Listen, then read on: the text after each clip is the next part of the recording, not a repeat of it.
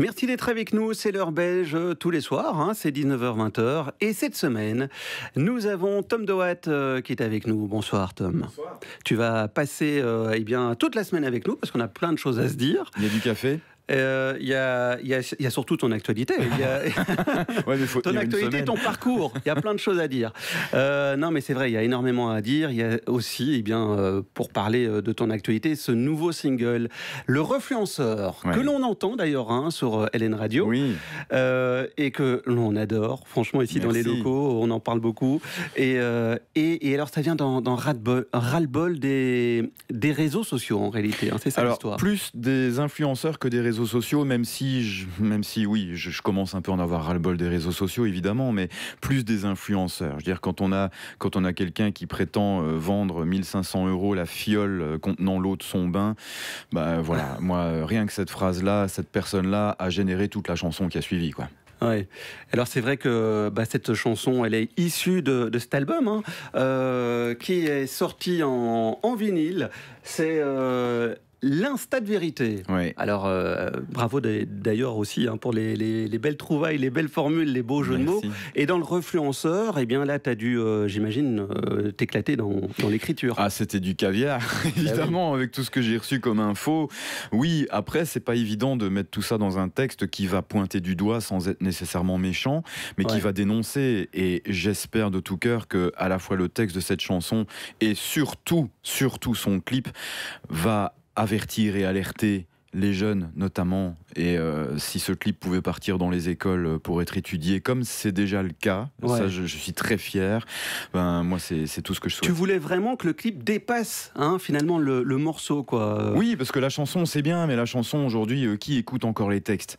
Plus grand monde, donc il y a ce rythme entraînant qui est un petit peu à la Bob Sinclair, je dirais, ça fait un petit peu jingle de Star Academy, mais c'est volontaire, c'était exprès un peu cliché pour correspondre au sujet évoqués que sont les influenceurs. Et moi, comme je dis dedans, je veux aller à contre-courant. Donc, influenceur, refluenceur, influx, reflux. Et pour moi, une fois que j'ai eu cette phrase-là, tout était parti, mais c'est clair qu'aujourd'hui... L'écriture a été assez rapide alors du coup. Ouais, pour celle-là, oui. Les accouchements sont toujours très difficiles chez moi, mais pour celle-là, ça a été nettement plus compliqué pour mon précédent single, si je savais. Mais celle-là, ça a été assez rapide. Mais c'est vrai que j'espère vraiment que le clip va propager 100 fois plus le message encore que la chanson. On vous invite évidemment à voir ce clip. Le clip, comment ça s'est concrétisé? C'est toi qui avais songé à ces images. Il y a beaucoup d'humour aussi dans ce clip. Oui, alors... moi, j'y suis franchement pour rien. Moi, c'est la chanson et c'est mon réalisateur qui fait tous mes clips qui m'a dit, voilà, moi, j'imagine une influenceuse, la reine de la beauté, parce que filmer des influenceurs qui se filment à faire des conneries, c'était cliché. Ça servait à rien. Si on voulait donner un message, c'était pas en montrant ce qui se fait. Non, c'était mettre en exergue une espèce d'icône de 2,50 m, magnifique, le culte de la beauté, de l'hypocrisie et de l'idiotie, pour ensuite voir dans le clip une fille qui se déconnecte, qui se débranche, qui réalise qu'il n'y a rien qui va autour d'elle et que c'est pas ça. Et en fait, tout est basé sur l'allégorie de la caverne de Platon. Et c'est ça qu'on a voulu mettre dans ce clip. C'est une vision moderne de l'allégorie de la caverne. Tu as plein de choses à nous raconter, évidemment. Et on va parler un peu de ton parcours, qui est juste assez impressionnant, parce qu'à la base, toi, tu es musicien. Oui. On ne parle pas d'un seul instrument de musique, ni 2, ni 3, ni 4, mais bien, je crois, 8. En fait, j'apprends le 10e, là, pour être exact. Ah oui, oh là là. Bon, après, attention. Mais attention, je ne joue pas les 10 du même niveau. Ça, il faut quand même bien se rendre compte que c'est impossible. Non, c'est impressionnant. Donc, plusieurs instruments. Et grâce à cette casquette de musicien, tu as fait énormément, du coup, de collaborations. Oui. Alors là, j'ai une liste qui est tout aussi impressionnante. Alec Mention, bien sûr, ça on le sait. Philippe Lafontaine, Hélène Ségara, La Rousseau, Yannick Noah, François Fellman, Sandra Kim et beaucoup d'autres. Quel a été finalement le déclic ou l'évolution entre cette casquette de musicien et ton projet personnel, devenir chanteur? Eh bien, c'est, je crois, Alec Mention en partie qui m'a beaucoup poussé. C'est-à-dire que à l'époque, je voulais faire l'Eurovision. Comme je savais qu'il l'avait fait, j'ai pu obtenir un rendez-vous. Et là, il a découvert toutes mes casquettes. Il hallucinait de voir que sur les titres que je lui faisais écouter, c'était moi qui faisais tous les instruments. Batterie, basse, clavier, guitare, machin. Et il a surtout été impressionné par ma voix. Donc, on a beaucoup collaboré ensemble. Et puis, c'est en faisant de plus en plus de scènes avec lui, parce que je suis son compagnon de scène depuis plus de 15 ans maintenant. On a même un spectacle à deux qui s'appelle Avec Mention. Et les gens ont fini par me dire au fil des années, mais quand est-ce qu'on va payer notre place pour te voir toi ? Alors, je composais déjà, j'écrivais beaucoup, mais je n'osais pas trop me mettre en avant. Et puis est arrivé le Covid. Alors, j'avais déjà sorti 2 EP précédents, avec aussi des autres formules, des autres groupes. Mais à mon nom, à moi, c'est vraiment le Covid et le stop du métier qui a été le déclencheur, où là, j'avais du temps, évidemment, à perdre, comme tout le monde. J'ai commencé à écrire, et puis c'est mon agent qui m'a dit il te faudrait une attachée de presse. Donc hop, j'ai contacté mon attaché de presse qui m'a dit oui directement. Et tout s'est enchaîné grâce aussi au Covid, parce qu'il y avait beaucoup plus d'espace radio et télé. Il y avait moins de concurrence aussi, internationale. Et tout ça, ça a permis de faire mon trou, en fait, d'une manière... plus dans l'ombre, mais dans la lumière. Et aujourd'hui, j'en suis à mon 9e single qui passe sur les radios nationales depuis 4 ans, grâce à ça. Et toi qui peux comparer, du coup, est-ce que le plaisir est différent, le plaisir de jouer sur scène en tant que musicien ou chanteur, c'est quoi les différences C'est-à-dire que quand j'entends le public chanter mes chansons, quand je leur donne le micro, où je leur dis, allez, à vous, comme Jean-Michel à vous, sauf que là, c'est du concret, et que les gens chantent, je me dis, mais ça y est, c'est ma chanson qu'ils chantent. C'est plus chanter C'est l'amour avec Alec Mention ou Cœur de loup avec La Fontaine. Là, c'est ma chanson. Je suis entouré de... J'ai pas envie de dire de mes musiciens, parce que je n'ai jamais aimé cette appellation, mais c'est mon équipe. Et parce que j'ai des musiciens extraordinaires. J'ai le batteur de Tina Arena, j'ai le guitariste de Machiavel, j'ai des choristes de feu, dont Simona, qui est la choriste de Mr. Cover, notamment. J'ai Natasha Voigt, qui fait une carrière internationale aussi dans le jazz. J'ai le bassiste qui a joué avec Lara Fabian. Enfin, j'ai une équipe de malades, avec une section cuivre, une section chœur. On est 11 sur scène et ça groove à mourir. Oui, évidemment. Alors moi, j'invite les auditeurs à non seulement écouter ta musique, mais aussi à venir te voir sur scène, parce que tu as une vraie connexion avec ton public. Ça, c'est une de tes forces. Oui, j'aime beaucoup les faire remuer, les faire chanter, et même sur des chansons qu'ils ne connaissent pas nécessairement, j'arrive encore parfois à leur faire chanter des trucs. Donc il y a une réelle interactivité.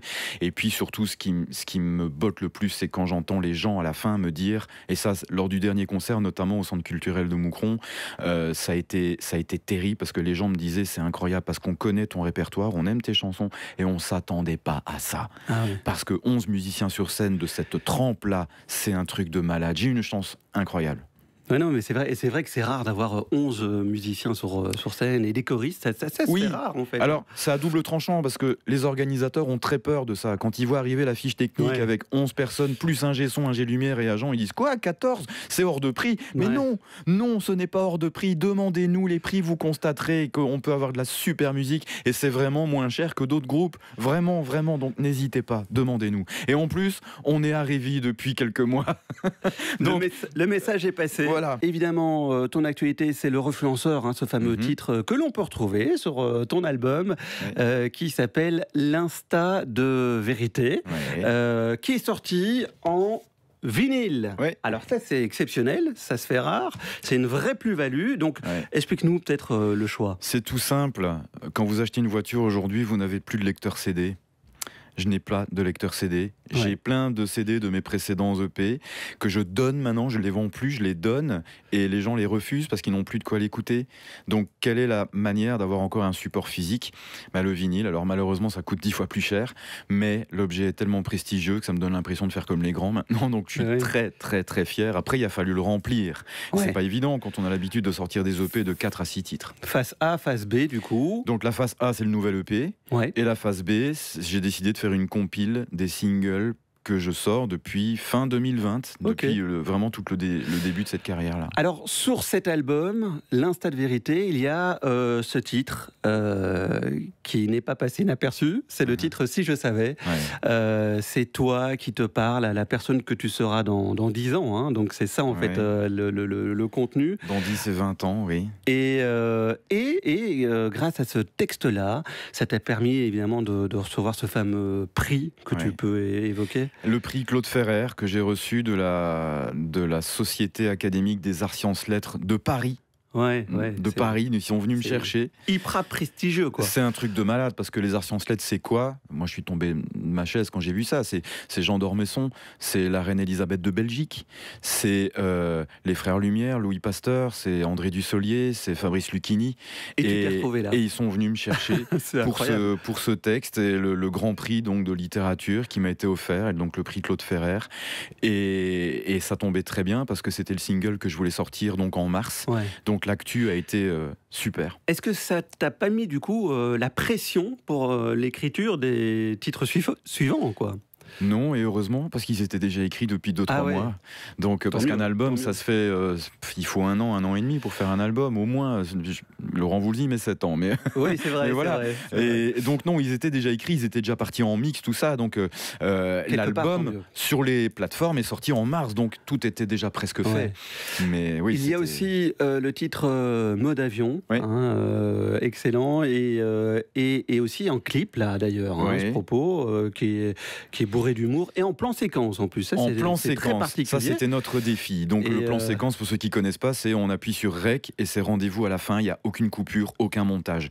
Avec 25 figurants, il y avait de quoi faire. Et ça a été là aussi ton idée ou comment ça s'est passé? Non, en fait, encore mon réalisateur. Moi, j'avais l'idée globale du clip qui donc disait que je ne pouvais pas sortir de mon lit parce que j'avais fait la bringue la veille et qu'il fallait que j'aille bosser, qu'il y a madame qui attend que je m'occupe de bébé. Et moi qui me retrouve dans l'impossibilité de, comme je dis dans la chanson, j'ai raté le train pour la salle de bain, parce que voilà, juste pas possible. Et donc en fait on a dit, c'est simple, mon réalisateur m'a dit, si tu ne peux pas aller travailler, c'est le lit qui va t'amener au travail, c'est le lit qui va t'amener t'occuper de bébé. Et on a été filmer ça dans un endroit extraordinaire, on a mis des roues sur un lit, la caméra sur le lit, et on a tourné ce plan séquence qui demanderait 1 semaine de boulot, et on a fait ça en 1 journée d'une manière incroyable, et le clip est vraiment au-delà de mes espérances. N'hésitez pas à le visionner, ce fameux clip qu'on peut retrouver sur YouTube. Oui, bien sûr. Pour ceux qui ne te connaîtraient pas, comment on pourrait éventuellement qualifier en 2 mots le style, la musique, Tom DeWatt? Il y a un peu beaucoup de choses, je dirais. La majorité de ce que je fais, on va dire que c'est pop-funk. Voilà, on ça dit même funk-pop en anglais. Le thème principal, c'est le groove, effectivement. Raison pour laquelle je m'entoure de 11 musiciens qui sont des champions du monde du groove, comme Adrien Verderame, Dominique Mabi, Christophe Ponce, qui sont des musiciens qui jouent avec des Tina Arena, des Lara Fabian, etc. Donc ça groove à mort. Et puis de l'autre côté, c'est variété, parfois électro, comme ici pour le Refluenceur. On peut dire que c'est presque disco-électro, quoi. Ouais.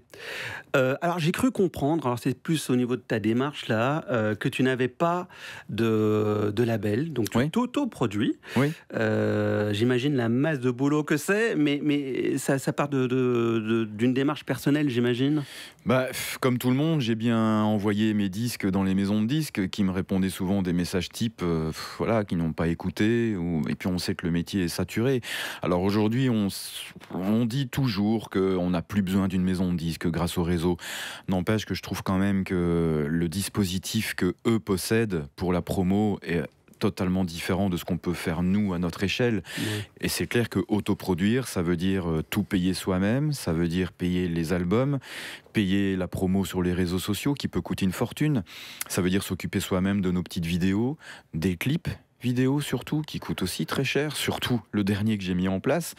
Qui est quasiment un court-métrage, mais un mini-métrage, c'est ça quoi. C'est un mini-métrage, parce qu'il y a un tel message à l'intérieur qui, j'espère, sera étudié dans les écoles. C'est déjà le cas, c'est pour ça que je le dis. Tu as déjà eu des contacts avec des professeurs? Il y a 3-4 profs qui m'ont dit qu'ils étaient occupés à faire un cours que ce soit de philosophie ou de communication. De prévention. Voilà, de prévention par rapport aux dérives des réseaux, aux dérives des influenceurs surtout. Et donc oui, je suis très fier de ça, parce que si le clip pouvait dépasser la chanson, ce serait encore mieux. Alors rapidement, on sait que tu as collaboré en tant que musicien, on va le préciser, tu maîtrises plusieurs instruments, pas loin de 10 instruments si j'ai bien compris, mais tu as fait énormément de collaboration. La liste est vraiment sensationnelle, ça tient en une page là. Comment t'en es arrivé à avoir autant de collaborations? Eh bien, ça a commencé avec Alec Mention. Donc c'était le premier véritablement à qui j'ai montré ce que je faisais, et il est tombé artistiquement amoureux de moi, surtout de ma voix. Donc on a travaillé sur plein de choses, lui et moi. Et puis il a été appelé pour faire un album avec Hugo Frey. Et puis sachant que j'étais arrangeur, il m'a appelé. Écoute, ramène ta clarinette, ramène ton saxophone, ramène ta voix parce qu'il faut faire des chœurs. Et j'ai passé 3 jours incroyables avec Hugo Frey, puis il fallait faire un truc avec Yannick Noah, puis il fallait faire un truc avec Hélène Ségara, puis il m'a emmené sur le premier concert de Star 80 où j'étais le seul étranger parmi un groupe où à la basse il y avait Jean-Pierre Madère, à la batterie le batteur de Image, à la guitare il y avait Patrick Hernandez, et voilà, le piano c'était Jean Schultes, et depuis c'est une équipe avec laquelle je joue depuis maintenant près de 10 ans. On se retrouve très régulièrement au sein d'Ambiance 80 notamment. Donc oui, j'ai travaillé que ce soit avec des Larousseau, enfin il y en a tellement que voilà, c'est grâce à ça en fait. C'est Alec Mention qui a été le déclencheur, et puis surtout ici en tournée depuis 4 ans avec Richard Ruben, l'humoriste, donc c'est un tout autre registre où on n'est qu'à 2 sur scène. C'est vrai qu'on a parlé de ton actualité, ton parcours. Le processus de création de la musique, quand tu écris une chanson, c'est quoi? C'est finalement quoi? C'est une mélodie qui t'inspire en texte ou... Oui, moi je suis incapable d'écrire une musique sur un texte. Il faut que j'écrive d'abord la musique. Absolument. Et c'est la musique qui va faire que je vais commencer à chanter en yaourt, et que je sais quelle syllabe doit aller sur telle note. Et après, les mots arrivent tout doucement. Et parfois, je suis même obligé d'écrire un premier couplet avant de savoir exactement de quoi je vais parler. Donc après, je reviens dessus. Ça a été le cas pour Juste t'écrire, mon 2e single, où j'expliquais clairement le syndrome de la feuille blanche, où j'avais toute la chanson, mais je ne parvenais pas à trouver le texte, même le titre de la chanson. Et bref, je me suis inspiré de Zazie pour savoir comment elle écrivait. Et c'est là que j'ai été sur le net et j'ai découvert tout ce que les grands auteurs faisaient, parce que je me disais comment eux font pour écrire 800 pages, et moi une page je suis pas capable. Et enfin bref, c'est toute une histoire que je raconte notamment sur scène. Mais donc pour moi les textes sont des accouchements très difficiles, la musique c'est quand même beaucoup plus rapide. On va préciser évidemment qu'on connaît ton goût pour l'écriture, il y a beaucoup d'humour, de jeux de mots, notamment cet album qui fait partie de ton actualité, puisque c'est ton dernier album, l'Insta de Vérité, avec dessus notamment Le Refluenceur, un titre que l'on joue sur LN Radio et que l'on adore. Pour terminer tout doucement, tu sais, dans le cadre de cette émission, on parle et on met en avant des artistes belges. Est-ce que toi, tu voudrais mettre en avant une personne, un Belge, pas spécialement connu, connu ou pas connu d'ailleurs, mais ou issu du milieu artistique ou pas, mais quelqu'un là que tu voudrais mettre en avant ce soir? Alors, il y en aurait plein, mais allez, je dirais, vu l'actualité et le gros concert qui va arriver bientôt, je vais parler de Jacques Weck, qui est le chanteur du cover Johnny Hallyday, Attitude chante Johnny. Alors, on connaît tous Jean-Baptiste Guégan, qui a la voix de Johnny. Eh ben, nous, en Belgique, on a Jacques Weck, qui a vraiment aussi la voix de Johnny, à la différence près que lui, en plus, il a l'attitude de Johnny. C'est-à-dire qu'il ne cherche pas, c'est pas un sosie, il cherche pas à imiter, mais il est très rock'n'roll. Voilà. Jean-Baptiste Guégan, on lui reproche souvent ça, c'est qu'il a la voix, mais il est plutôt calme sur scène. Et là, avec Jacques Weck, c'est vraiment un spectacle de Johnny, avec aussi de la pyrotechnie, etc. Et il parle comme Johnny, donc il ne force pas, il n'imite pas. Au naturel, il est comme ça. Voilà, il est comme ça. Et on a 2 gros concerts à venir. Le premier, c'est déjà, on joue ce jeudi aux Fêtes de Wallonie, à Namur, mais surtout le 1er novembre, on va jouer au Forum de Liège en version symphonique, donc avec un orchestre symphonique de, je crois, 25 musiciens. Tous les arrangements seront faits par Luc Béhuir, et ça va être quelque chose de grandiose. Et on joue le mois suivant, je n'ai plus la date exacte, mais en décembre, début décembre, on fait le Dôme de Charleroi, toujours en symphonique. Mais là, donc, l'objectif, d'abord, c'est le 1er novembre, donc c'est une date facile à retenir, le 1er novembre, au Forum de Liège, Attitude, en version symphonique. Et là, moi, je joue les claviers. Ok, très bien. Pour suivre justement ton actualité, un site internet peut-être à communiquer? Oui, alors, mon site, Tom, alors c'était H-O-M parce que c'est le diminutif de Thomas, Tom-2watt avec 2T.com. Et puis il y a ma page Facebook, Tom de Watt officiel. Et là, vous tombez sur toute l'actualité. C'est là où je sévis le plus, vraiment. C'est la page Facebook.